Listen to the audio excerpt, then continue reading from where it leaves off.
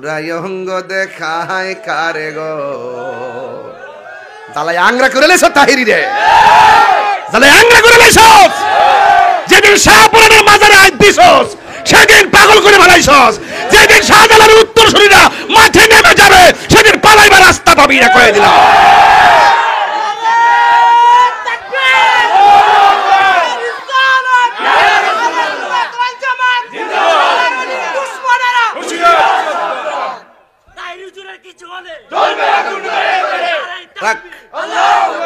ঘরে আগুন লাগাইস না আল্লাহ বিচার করবো আল্লাহ ব্যাপারে হেরা লাগাইতে আমরা দোষ দিয়ে দিব বন্ধ কর এটা হইস না আপনি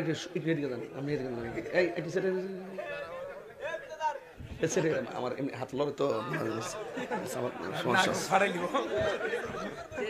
আপনার মনে আছে কষ্ট হইতেছে আজকে ওয়াজ হইল নরমে গরমে ওয়াজ শুরু করছি নরম দিয়া শেষ করুন গরম দিয়া আর এতদিন ওয়াজ করছি শুরু করছি গরম দিয়া শেষ করছি নরম দিয়া ইসলাম কখনো খানকায় আবার কখনো রাজপথে কিশোরগঞ্জের সোনাকান্দা দরবার একটা মাহফিল ছিল মাহফিলের গেটটার থেকে পেস্টনডারে সিরা পালায় গেটটারে বেঙ্গালাইছে আমরা কিন্তু খানকার ছিলাম আমরা কিন্তু এখন মাঠে নামবো মাঠে নামতে বাধ্য করবেন না আপনার ভালো না লাগলে না যাবেন একটা ওয়াজের গেট আপনি ভাঙিয়ে ফেলবেন একটা গেট থেকে আপনি ব্যানার সিরা রাস্তা ফেলে দিবেন কি বোঝাতে চেয়েছেন আপনারা ইসলামী দল আপনারা একমাত্র ইসলামী দল বাউতাবাজি করবেন না আপনার সাথে আমার আকীদা দল এটা বলতে পারেন যে আপনি রাজনীতি দল ওকে দ্যাটস অল রাইট কিন্তু ইসলাম ব্যবহার কইরা ইসলামের অপব্যাখ্যা কইরা আপনি চাইবেন আপনার আদর্শ এই দেশে বাস্তবায়ন করে আমাদেরকে কোণঠাসা করার জন্য আমরা কি ছাইরা দিব আমরা খানকায় আসি বলে মনে করবেন না যে আমরা খানকায় বসে থাকি আমরা কখনো খানকায় থাকবো যদি প্রয়োজন হয় রাজপথে নামবো ঠিক কিনা বলেন মুরাদনগরের মানুষ আপনারা এতদিন আমাকে বলছেন যে তাহিরি চিল্লাচিল্লি করে হে অতিরিক্ত কথা বলে বলছেন যে কি লেগে গালাগালি করে আমি কি গালাগালি করি কি লেগে এত উত্তেজিত কথা নরম ভাষায় কথা বলবে আপনি এখনো প্রমাণ পাইছেননি মাজার ভাঙা শুরু করছে যেগুলার আমরা একটু টার্গেট করে রাখছিলাম যে এরা কিন্তু আমাদেরকে সুযোগ পেলে কামড় দিবে ওখান যে মাজার ভাঙছে প্রমাণ হয়েছিনি গেটটা যে ভাঙছে প্রমাণ হয়েছিনি এই যে কয়েকদিন আমফাল একটা মাহফিল আছে না আমফাল আমার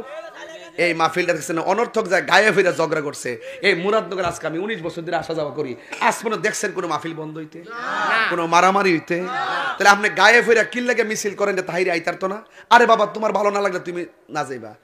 আমরা তো এই মুরাদনগর আল্লাহর রহমতে সুন্নি জামাত এত শক্তিশালী যদি আমরা যদি নিয়ত করি যে অন্য কাউকে মাহফিল করতে দিব না ইনশাআল্লাহ পারবে না কথা কোন ঠিক না আমরা কি কখনো এই রাস্তা বেছে নিয়েছি কখনো বেছে নিয়েছি আমরার মধ্যে এইগুলা নাই আপনার ভালো না লাগলে আপনি আবার কোন যে ইসলামী রাষ্ট্র কায়েম করবেন বাবারি আমরা বাস দিয়া কত সোজা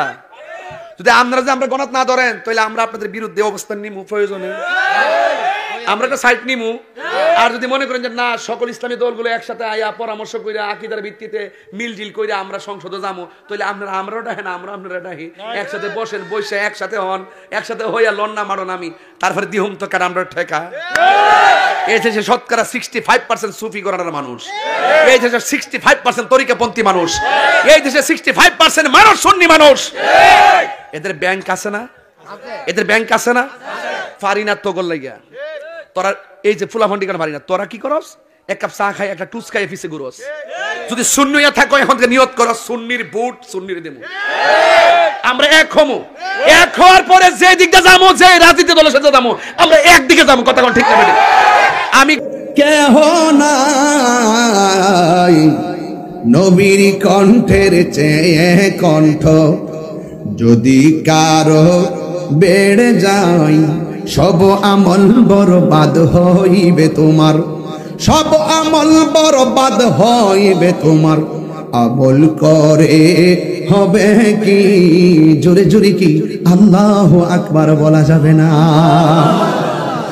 যেই মাত্র জিব্বাটা কদম মুবারকের তলায় লাগাইয়া দিছে ওই মুহূর্তে আমার নবী ঘুম মুবারকটা ভাঙ্গার পরে জিবরাইল তুমি কেন গো আমার কদম মুবারকের তলায় জিব্বাটা লাগাইলা ইয়া রাসূলুল্লাহ নবী গো আল্লাহ আমাকে জামা মুবারক দিয়ে পাঠাইছে আপনাকে জামাগুলা পরাইয়া মহান রবের দিদারে নেওয়ার জন্য। এটা কি দুঃখের সংবাদ না আনন্দের সংবাদ? কিন্তু আমার নবী কথাটা শুনতে দেরি, নবী চোখের পানি ফালায়া কান্না শুরু করে দিল। কেন আমি তাহিরি নবী নবী করি? কেন নূরপুরের মানুষ নবী নবী করে? কেন কোচোয়ার মানুষ নবী নবী করে? শাহপুরের মুরিদান কেন নবী নবী করে? ফয়েজিয়া দরবারের মুরিদান কেন নবী নবী করে? নবী দুনিয়াতে আসার আগেও কইছে উম্মতি,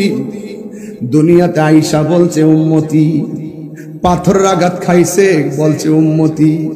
নবী মেরাজে যাবে আনন্দের সংবাদ, সেখানেও বলে জিবরাইল আমি যে চলে যাব দুনিয়ার জমিনের উম্মত আমি কোথায় রেখে যাব?